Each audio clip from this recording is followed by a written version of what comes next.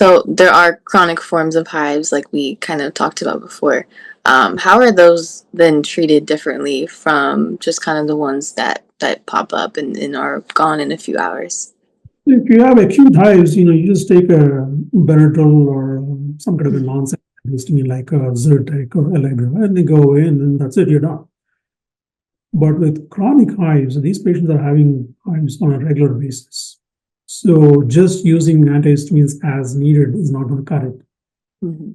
They will need oral antihistamines, which is the first choice on a regular basis. Sometimes once a day dosing works, but I go up as much as 4 times the regular dose if needed. Mhm.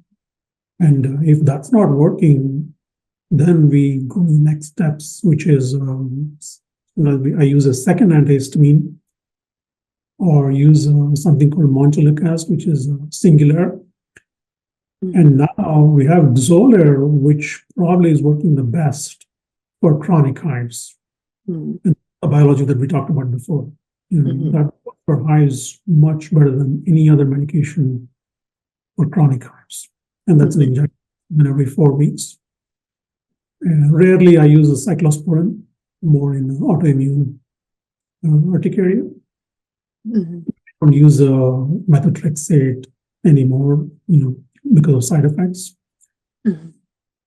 There is another biologic that was just recently approved in the last few weeks, Dupixent, but I haven't used it yet for the chronic hives. Okay. Yeah, I've seen some commercials for that one, I think. It seems like a lot of these kind of treatment plans are similar then for a lot of these conditions that we've talked about here.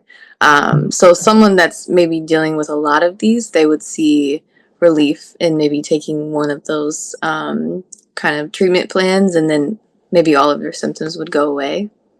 The reason for that is the underlying process is the allergic inflammation. It's the same chemical mediators. Hmm. In patients, some of these biologics are like two birds with one stone. You can treat asthma and eczema with Dupixent. It's approved for both. You can Hmm. treat asthma and hives with Xolair.